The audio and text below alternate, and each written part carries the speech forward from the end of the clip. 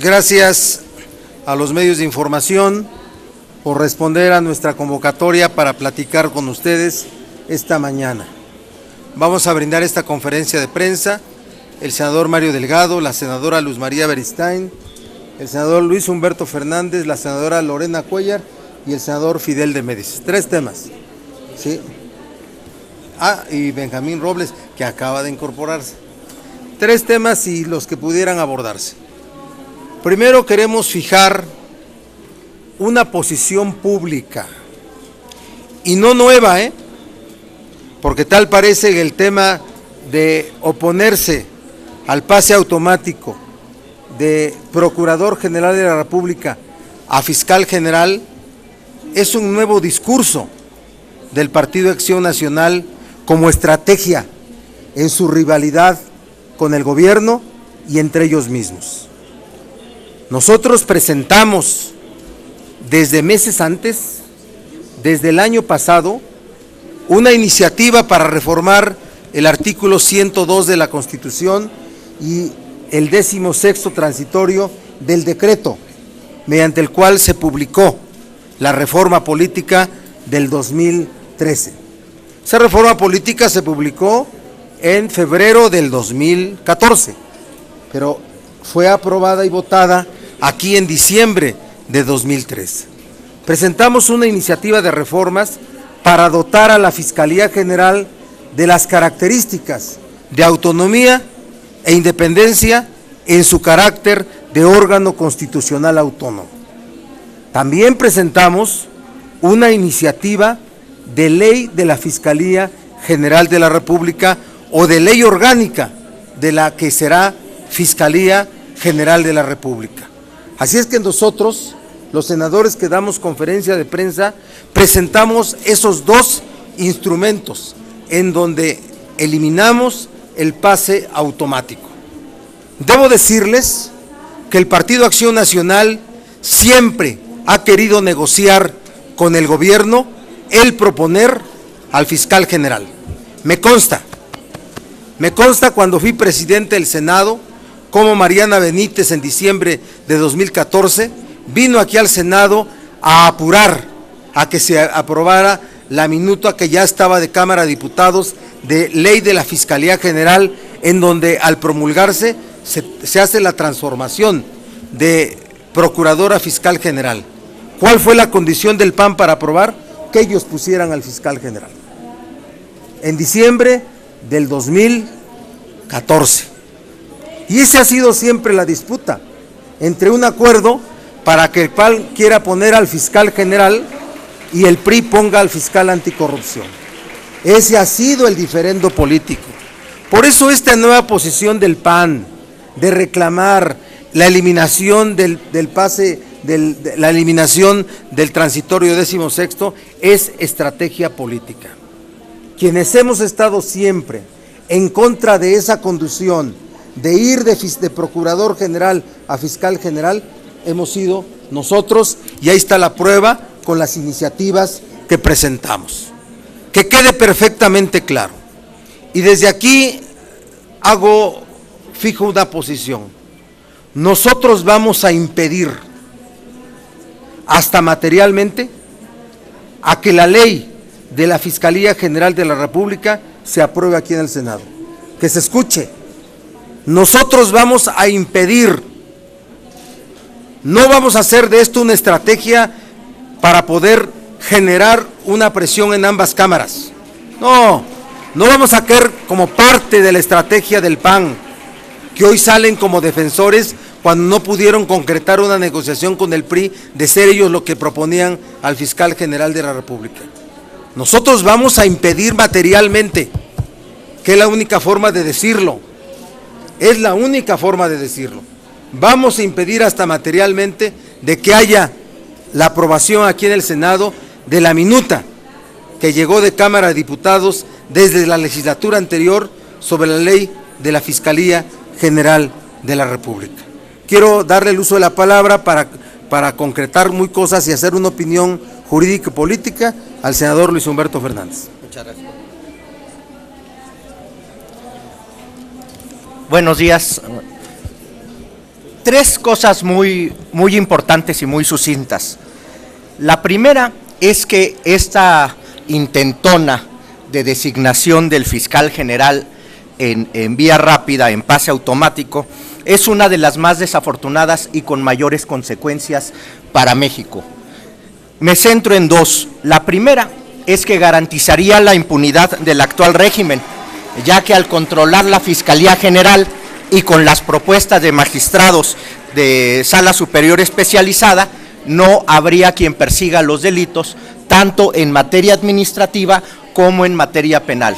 Y lo segundo, que es igual de grave, garantizaría la continuidad de un modelo fallido de procuración de justicia y de seguridad y de combate a la corrupción. ¿Hay alguien que se pueda sentir contento y satisfecho con lo que se ha hecho en estas acciones, en esta materia? Yo creo que ni siquiera los más optimistas podrían defenderlo. Y esto nos lleva a cuál es el racional de esto. ¿Por qué hacerlo? Hay prácticamente una unanimidad desde las organizaciones de la sociedad civil, los partidos, pero también hay hasta una iniciativa del presidente para quitar este pase automático. ¿Por qué hacer este pase automático?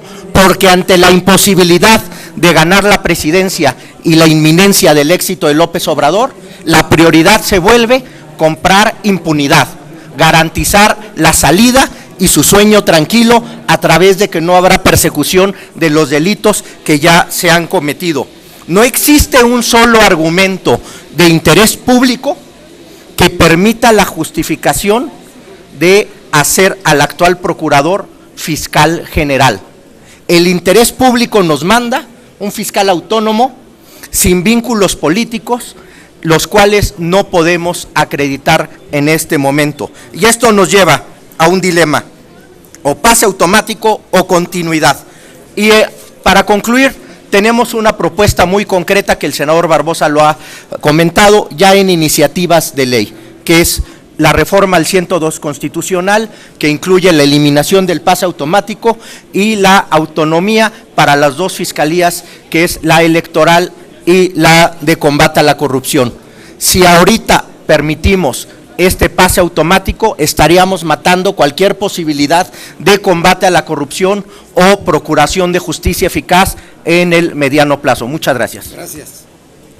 Otro punto a tratar es nuestro rechazo, nuestra condena a la decisión de Donald Trump, de su gobierno, de eliminación del DACA, del programa de apoyo a los Dreamers, con todos los requisitos que ustedes conocen. Le pedimos al gobierno de Enrique Peña Nieto una posición de dignidad, y no que nos salga Luis Videgaray diciendo que este tipo de anuncios hay que tomarlos con cabeza fría. Ya es hora de que respondamos con dignidad ante un asunto así. Y pedimos también que el Senado de la República se pronuncie hoy, durante la sesión de hoy, tiene que tener el Senado de la República una posición de condena y rechazo a la eliminación del DACA. Le pido a Luis María Beristain nos dé una opinión al respecto. Definitivamente el Senado de la República, que tiene la facultad exclusiva de analizar la política exterior de México, hoy día condena totalmente esta cancelación de casi 1 millón de jóvenes, 800 y tantos mil jóvenes, casi 1 millón de jóvenes que quedan en el desamparo y quedan ante la arbitrariedad del gobierno de los Estados Unidos norteamericanos indefensos. Entonces, esto es un tema terrible, la verdad es muy lamentable que nuestros jóvenes que están en Estados Unidos, amparados anteriormente hasta el día de hoy por este programa de intercambio estudiantil, hoy queden en el total desamparo. Entonces, una condena, como dijo el senador Barbosa, unánime. Es un rechazo que le pedimos a los compañeros del PAN, del PRI, del Verde Ecologista, de todos, que el Senado de la República, con esa facultad exclusiva que tenemos nosotros de ser los que generemos la política exterior de nuestro país, condena y rechazo total y unánime. Tal vez no quepa un exhorto a la reconsideración, pero yo sí me atrevo a hacerlo, un poco románticamente hablando. Exhortamos al gobierno norteamericano a analizar esa tremenda condena, esa tremenda decisión. Gracias. Gracias. No, espérame. Otro tema es el tema del TLC y el capítulo agropecuario, y lo pido que en esa posición la asuma, la explique el senador Fidel de Méndez Hidalgo. Sí. En el tema del Tratado de Libre Comercio, ayer se llevaron a cabo 2 foros aquí en el Senado de la República. Uno en el que participó el Consejo Nacional Agropecuario, que son los agroindustriales del país, y en el otro en el que participaron las organizaciones de los pequeños productores de México. En el primero lo encabezó la compañera senadora Marcela Guerra y otros legisladores que coinciden con la posición de que el capítulo agropecuario tiene que incorporarse al Tratado de Libre Comercio porque los agroindustriales son los únicos que han sido beneficiados, y el otro en el cual las organizaciones campesinas en su mayoría sostienen que el capítulo agropecuario tiene que sacarse del Tratado de Libre Comercio porque ha generado una situación de empobrecimiento del pueblo de México, a tal grado que la revista Forbes sostiene que durante el sexenio de Peña Nieto están muriendo aproximadamente 9,000 personas por año de hambre. Incluso el hambre está matando más que la delincuencia organizada. Esto es lo que nos ha dejado el Tratado de Libre Comercio. Se prevé que durante este sexenio sean aproximadamente 50,000 mexicanas y mexicanos que van a fallecer por el problema del hambre. 2 resolutivos se sacaron ayer de el foro que se tuvo sobre el TLC, encabezado por la Comisión de Desarrollo Rural del Senado de la República, que encabeza su servidor, y que el grupo parlamentario del PT Morena va o ya los hizo suyos. Uno, que el capítulo agropecuario se saque del Tratado de Libre Comercio porque para lo único que ha servido es para empobrecer al pueblo de México y especialmente a las zonas rurales del país. 2, que este capítulo, que el Tratado de Libre Comercio como tal, se haga a la luz de una consulta nacional que tendría que realizarse junto con la elección del 2018. Todas las organizaciones campesinas del país acordaron ayer que se comprometen a realizar acciones concretas, dicen ellos, para descarrilar el Tratado de Libre Comercio. ¿Cuáles son estas acciones? Una, juntar el 1,700,000 firmas que se requieren para solicitar la consulta nacional, y 2, hacer acciones de resistencia civil para que este tratado no se realice si insisten en incorporar el tema agropecuario en el Tratado de Libre Comercio. Gracias. El senador Mario Delgado tiene una opinión sobre este asunto.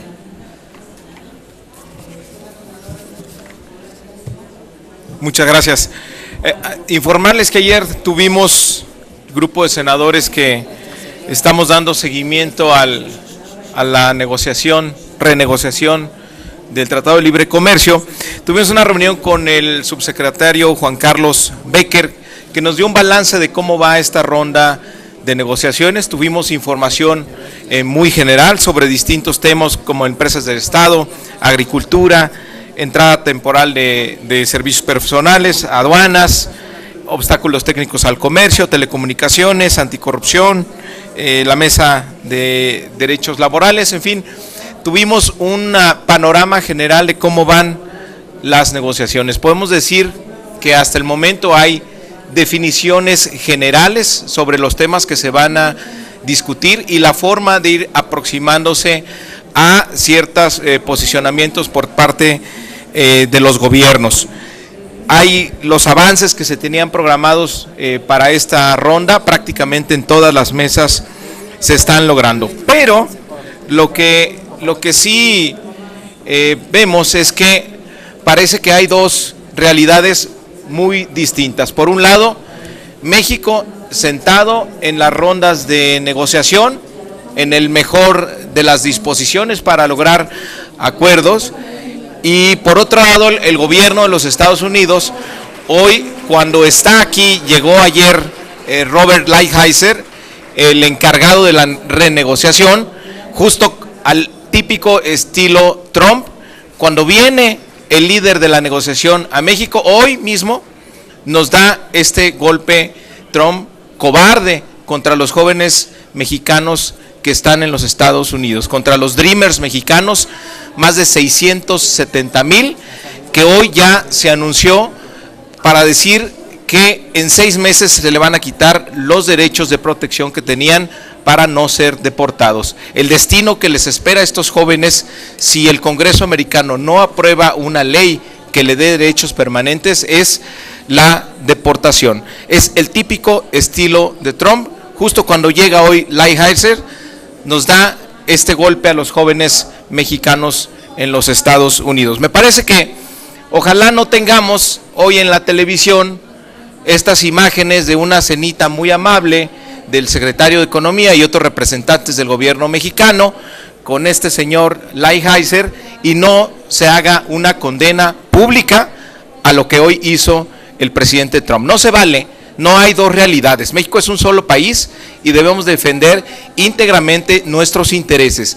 Y así como se está cooperando en la parte comercial, no debemos permitir o quedarnos callados ante el atropello que hoy cometió Trump, cumpliendo su promesa de campaña de quitarles el futuro a miles de Dreamers mexicanos y latinoamericanos que están en los Estados Unidos. Ojalá haya una condena, cuando menos, por parte del gobierno mexicano, y no tengamos una escena donde todo va muy bien y nos digan que vamos de maravilla en esta negociación, cuando sabemos que nos están dando esta puñalada por la espalda. Y también, claro, respaldar lo que ha pedido aquí el senador Barbosa, que haya un pronunciamiento del Senado mexicano ante esta medida arbitraria tomada por Trump, y pedirle al Congreso americano que apruebe una ley para que no dependan estos jóvenes del capricho de un presidente, sino que tengan derechos permanentes a través de una ley para que puedan cumplir sus sueños allá en los Estados Unidos, como pues Barack Obama les abrió la puerta. Gracias. Si hubiera preguntas sobre este u otro tema, con mucho gusto respondemos. Gerardo. Senador, le quisiera preguntar sobre el tema de la, digamos, crisis institucional que se está viviendo en Cámara de Diputados. Los panistas, como usted dice, bueno, pues aprovechan el tema del fiscal carnal para sacar toda esta raja política. Quisiera yo saber, desde su punto de vista, si de alguna manera esta crisis institucional pues es, digamos, justa. ¿Es qué? Es justo que en un momento no se instalara mesa directiva en Cámara de Diputados y se hiciera, digamos, no hubiera a quién entregar el presupuesto. En fin, hay una serie de implicaciones graves que pudieran suceder a raíz de esta determinación de los panistas. A ver, yo quiero decirles que nosotros, en la definición de los órganos de gobierno en Cámara de Senadores, siempre estuvimos en contra de que una fuerza política tuviera dos, o los dos órganos, no solo dos, no, los dos únicos órganos de gobierno del Senado que estuvieran controlados por una fuerza política. Porque el PRI, que es la mayoría relativa, es una mayoría que no rebasa a la segunda fuerza por más de 2-1, que le hubiera permitido tener dos órganos o los dos órganos en cualquier momento. Entonces, eso de que al PRI le daba para tener los dos órganos, no es cierto. No le daba ni porcentualmente. Y entonces nosotros estuvimos en esa posición de manera muy, muy clara. Y lo hablamos con los coordinadores del PAN y los coordinadores del PRI. Para nosotros la posición era que ninguna fuerza tuviera dos órganos y que nosotros fuéramos reconocidos como tercera fuerza política, como ya hasta un litigio en la Sala Superior del TRIFE lo resolvió así. Entonces, después de eso, nosotros volvemos a repetir que tenemos un profundo respeto por cada uno de las senadoras y senadores del Senado, los 128, y tenemos respeto y reconocimiento por Laura Rojas y Adriana Dávila. Les tenemos respeto y reconocimiento y nosotros hubiéramos votado por ellas. La pregunta es, y háganse la pregunta y den ustedes la respuesta. Si se hubiera electo a las dos compañeras senadoras, ¿hubiera habido esta crisis en Cámara de Diputados? Para decir, no instalamos la mesa directiva hasta que no haya eliminación del transitorio 16º. Dígame, ¿hubiera habido o no hubiera habido? No hubiera habido. Hubieran dejado que se instalara la mesa directiva en Cámara de Diputados. ¿Verdad que sí? La reacción en Cámara de Diputados, lo que pasa en Cámara de Diputados es por lo que se decidió en Cámara de Senadores. Y lo que está en juego, lo que en realidad está en juego, es presionar al Senado y presionar al propio Ernesto Cordero para que dimita. Eso es lo de fondo. Eso es lo de fondo. Lo otro es estrategia. Porque, repito, el PAN siempre ha querido nombrar al fiscal general. El PAN, como le llaman, el sistema PAN. Es que así le llaman, ¿no? El sistema PAN. Así es que no nos traguemos esa estrategia. Nosotros somos los únicos que siempre hemos estado en contra, del pase automático. Vean las votaciones de la reforma política, no donde un senador del PAN dijo que se había abstenido, no, es que la votación de la reforma política es la votación el 3 de diciembre de 2013 y el 13 de diciembre de 2013. La primera fue cuando se aprobó aquí en Cámara de Senadores, se fue a diputados, se modificó y regresó a Cámara de Senadores, donde nunca estuvo modificado el artículo 102 ni el 16º transitorio. Véanlas, porque hay unos políticos que son muy hábiles, muy hábiles.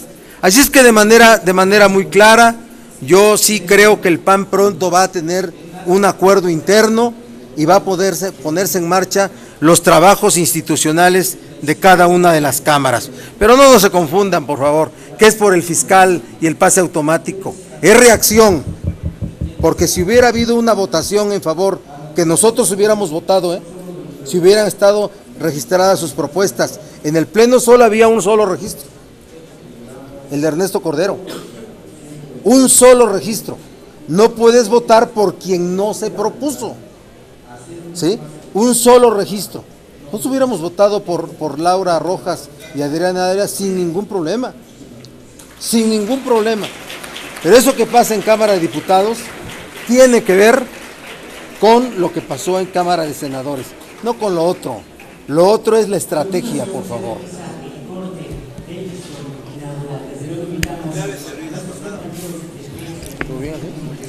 Senador Barbosa, dos cosas.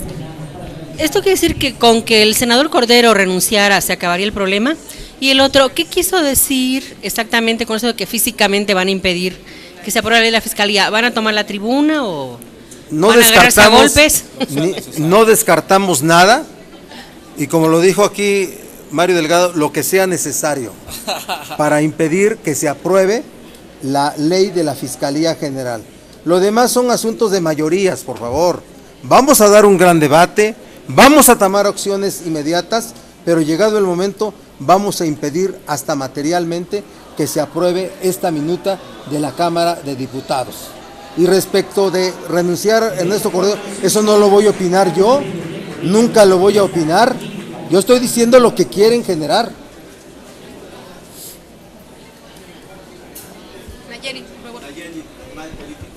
Sí, buenas tardes. Senador, primero preguntarle su opinión respecto a esta investigación que publica Animal Político y Mexicanos contra la Corrupción, acerca del desvío de 7.700 millones de pesos a través de 11 dependencias federales. Segundo, preguntarle si el legislativo haría algo, porque ya la Secretaría de la Función Pública pues dijo que está investigando, pero prácticamente depende de los órganos internos de control de las dependencias y de las universidades, y en estos años no ha pasado nada. Tercero, alguien como el procurador Cervantes podría encabezar una investigación así, de ser justamente el fiscal anticorrupción.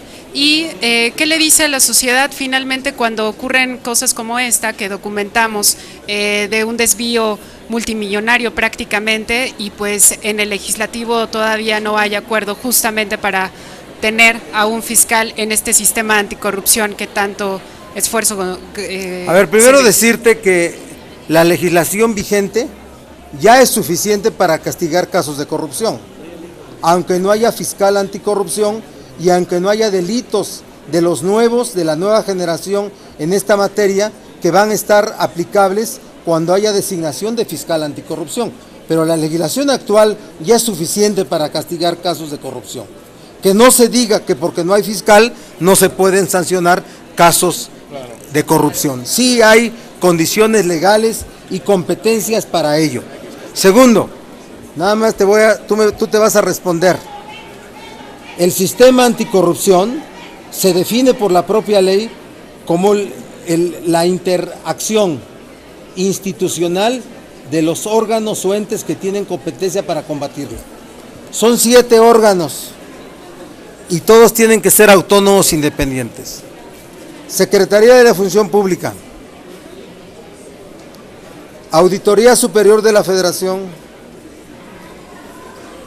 INAI, Instituto Nacional de Acceso a la Información, Consejo de la Judicatura, Tribunal de Justicia Administrativa presidido por Chaurán, un verdadero costal de mañas del PRI. Y sexto, ¿cuál es el sexto? Fiscal anticorrupción. Y el séptimo es el representante de la sociedad civil, que es el Comité de Participación Ciudadana. Bastó con que Pechars hubiera planteado que se le pidiera un informe al Ejecutivo sobre el tema del espionaje para que los 6 le cayeran así encima y le dijeron que era improcedente. Entonces desde ahí, sí, claro, desde ahí date la respuesta. Desde ahí date la respuesta.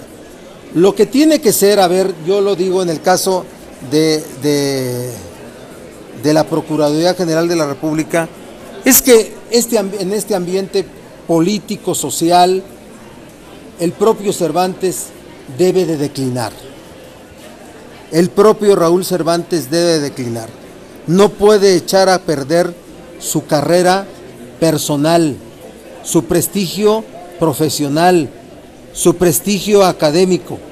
No creo que lo dejen ser autónomo ni independiente en esta o en otra investigación. La otra, quien tiene que actuar en esta materia es Secretaría de la Función Pública y Auditoría Superior de la Federación, para corroborar cada uno de los datos que este informe de Mexicanos contra la Corrupción ha dado a conocer sobre el desvío de miles de millones a través de compañías fantasmas.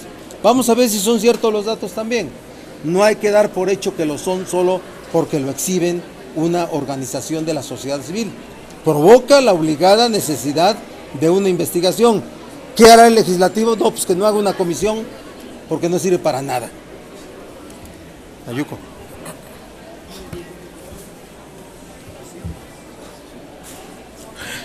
Bueno, vamos a pedir también en el grupo una investigación a la Auditoría Superior de la Federación sobre este caso que ha documentado Animal Político, porque al parecer lo que hay pues es un mecanismo, un sistema para defraudar al erario público, con la participación de algunas instituciones de educación superior. Es muy grave el asunto porque que se detecten desvíos que son destinados para la educación me parece muy grave para lo que está viviendo nuestro país.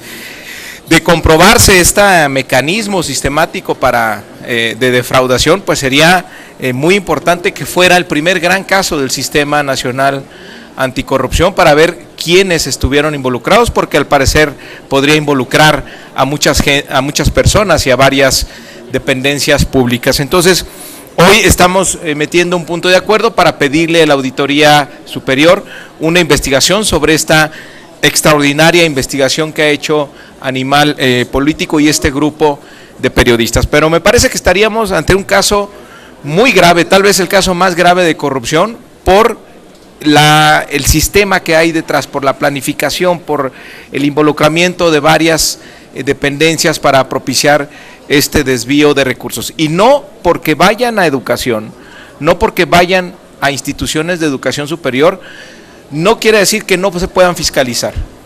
Tienen que ser fiscalizados con mayor razón, porque tienen uno de los mejores destinos que tiene el gasto público, que es la inversión en educación.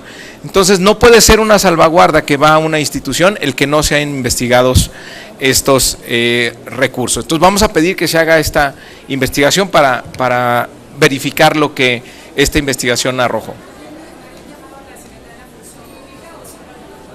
Pues mira, la función pública, lo podemos decir, pero ya sabemos que no funciona de nada, pero la Auditoría Superior sí tiene los elementos, las herramientas, y lo ha comprobado, pues lo comprueba cada año con la revisión de cuenta pública, de detectar este tipo de prácticas, sobre todo que es que haya empresas fantasma, que haya asignaciones directas y que haya finalmente un desvío de recursos. Y ahí vamos a pedir una investigación, y en caso de que resulte, o sea, así se compruebe, pues tendríamos que ver quiénes son los responsables. Pero por eso nunca alcanza el gasto público en México. ¿Otra pregunta? Gracias.